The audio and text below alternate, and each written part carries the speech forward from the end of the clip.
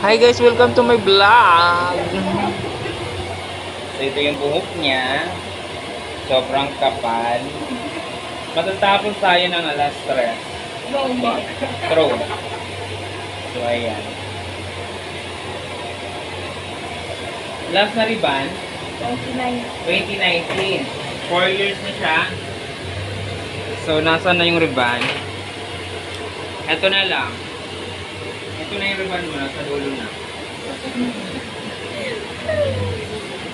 So ang gagawin natin, ere-reban lang natin or iba-Brazilian.